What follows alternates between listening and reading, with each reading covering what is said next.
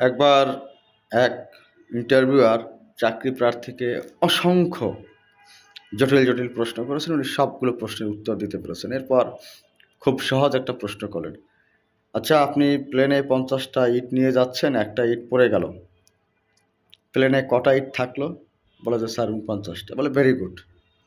তো এবার বলেন যে একটা হাতিকে ফ্রিজে রাখতে হবে 3 ধাপে, ধাপ 3টা কি? বলে যে ফ্রিজের দরজা খোলা, হাতি ঢুকানো, দরজা আটকে দেওয়া। ইন্টারভিউয়ার আবার জিজ্ঞেস করলেন, তাহলে একটা হরিণ যদি ফ্রিজে রাখতে চাই সেক্ষেত্রে 4টা ধাপ কি হতে পারে? তো বললো যে হাতিকে বের করতে হবে, বের করার আগে দরজাটা খুলতে হবে, এটা দুটো দুটো ধাপ। এরপর হরিণকে ঢোকাতে হবে, দরজা বন্ধ করে দিতে হবে, 4টা ধাপ। যে ঠিক আছে, এটাও ভালো লাগছে। তো বলেন যে আজকে সিংহের জন্মদিন, বনের সব প্রাণীরা আসছে, কোন প্রাণীটা আসে না? তো চাকরি প্রার্থী জবাব দিল, হরিণ আসেনি, কারণ সে ফ্রিজে আটকা আছে। ইন্টারভিউ বলল ভেরি গুড ভেরি গুড।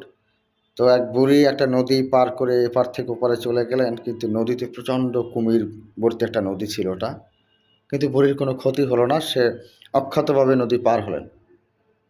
কিভাবে? তখন ওই প্রার্থী অনেক ভেবে বলল যে সব কুমিররা তো সিংহের জন্মদিনে গেছে।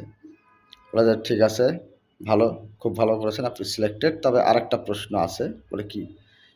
বলে যে অক্ষত অবস্থায় নদী পার হওয়া সত্ত্বেও বুড়িটি নদী পার হওয়ার পর পর মারা গেলেন, কারণ কি? তো অনেক ভেবেচিন্তে চাকরি প্রার্থী বলল যে নদীতে হয়তো কুমির ছিল না, কিন্তু বুড়ি ভয়ে হার্ট অ্যাটাক করে মারা গেছেন। ইন্টারভিউয়ার বলেন না, ওই যে প্লেন থেকে 50টা ইটের মধ্যে থেকে একটা পড়ে গেছিল, ওটা বুড়ির মাথায় পড়ছিল। আমাদের যারা চাকরি ইন্টারভিউ নেয় তাদের অবস্থাটা হচ্ছে এরকম, তারা চাকরি দিবে বা চাকরি দেওয়ার যোগ্যতা নেওয়ার যোগ্যতাটা প্রার্থীর আছে কিনা ওটা যাচাই করতে বসে না, প্রার্থী যাতে কোনো ক্রমেই চাকরিতে ঢুকতে না পারে সেটা যেভাবেই হোক ঠেকাতে হবে। এই শালারা চাকরিতে নেওয়ার জন্য ইন্টারভিউ নেয় না, চাকরিতে আপনার ঢোকাটা ঠেকানোর জন্য ইন্টারভিউ নেয়।